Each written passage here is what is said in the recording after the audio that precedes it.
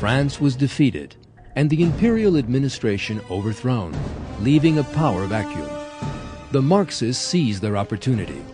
Together with other small socialist groups, they provoked an uprising in the capital, Paris, and established a commune, an administration based on communist principles. Under the new regime, Paris turned into a city of terror. Churches and government buildings were torn apart.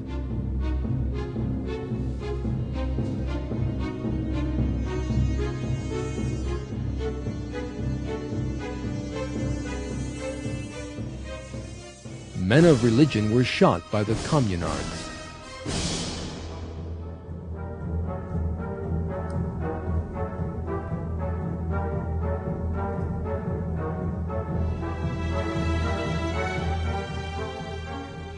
The streets were filled with barricades.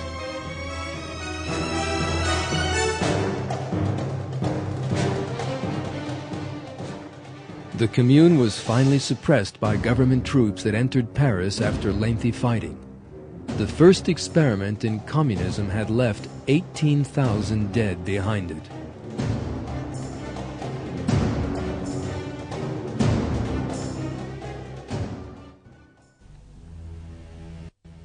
Yet how was it that Karl Marx's theories were able to spread so quickly? The answer to that question was provided by the famous German scientist Rudolf Virchow. At a Congress of Naturalists, Virchow took the floor to warn those biologists who supported Darwinism. Be careful of this theory, for this theory is very nearly related to the theory that caused so much dread in our neighboring country. Virchow was right. Darwin's theory of evolution was of great importance in the spread of Marxism among Western intellectuals.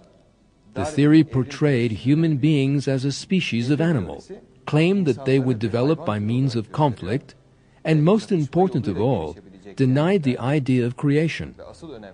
These three great errors formed the basis of Marxism. The first of the communist revolutions built on that foundation was to take place in Russia.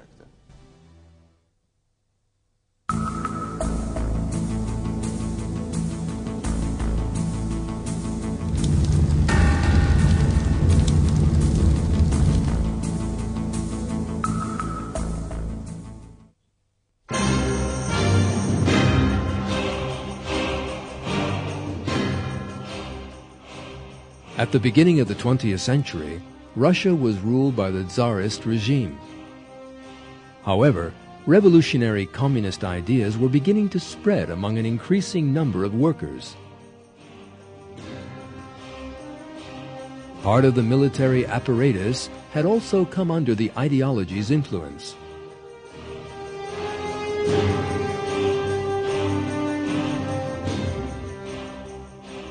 The leader of the communist movement in Russia was Vladimir Ilyich Lenin.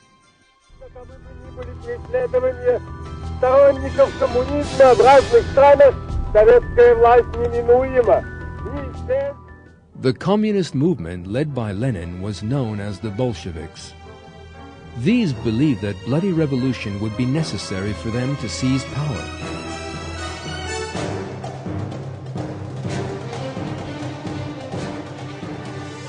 Despite the fact that they had been illegally organizing for years, they had been unable to achieve their aim.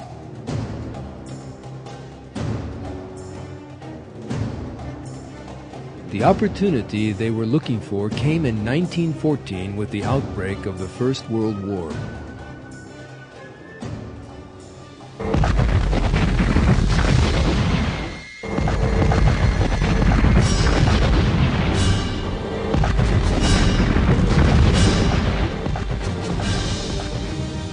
That war was the bloodiest conflict that mankind had ever known. One of the countries involved in that war, which cost the lives of 10 million people, was Russia. The Russians suffered defeat after defeat in the first 3 years of fighting and lost 2 million dead.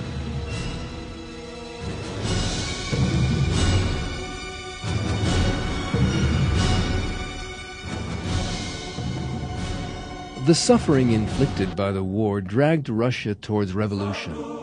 In February 1917, army units in the capital, Petrograd, rebelled and took over the city.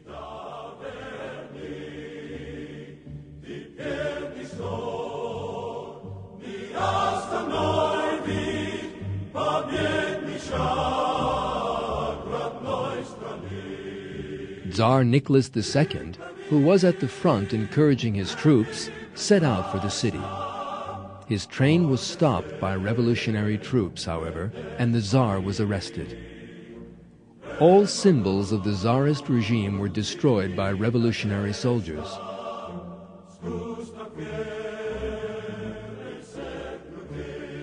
Supporters of the revolution rejoiced in the streets. Most people hoped that the end of the Tsarist regime would bring happier times for Russia.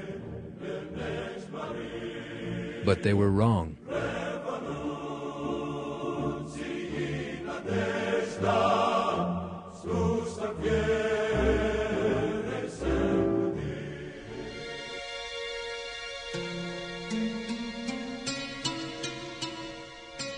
The Bolshevik contribution to the February 1917 revolution was actually quite minimal. They were poorly represented in the post-revolutionary parliament that was set up. The government passed into the hands of the pro-Western Kerensky, a Democrat.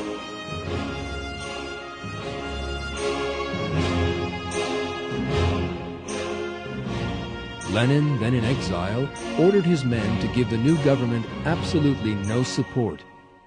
He continued to organize the Bolsheviks for his own revolution.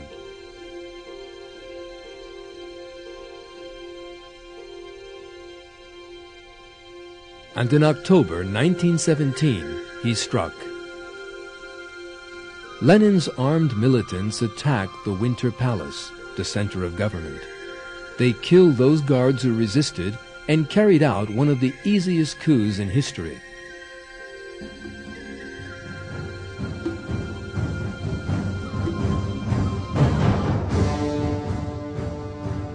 Soviet propaganda films made years after the event would portray the coup as a huge popular uprising started by Lenin's fiery speeches.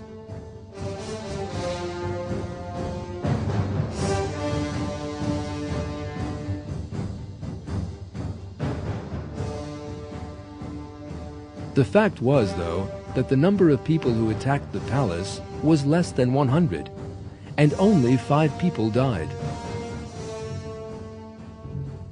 Lenin started with a silent coup. Yet things were not to remain so. The Bolsheviks attacked those army units still loyal to the Tsar. A terrible civil war began that would last for 3 long years.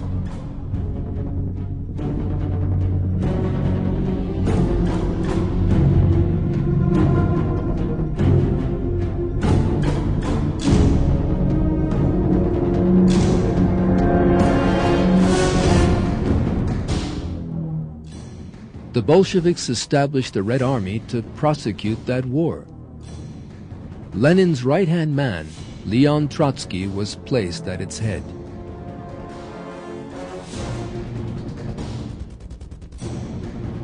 Red Army units and the secret police agency set up by Lenin, known as the Cheka, had no compunction about using the most ruthless methods to deal with monarchists and other anti-communist groups. Tsar Nicholas II, his wife, and 5 children were executed by order of Lenin.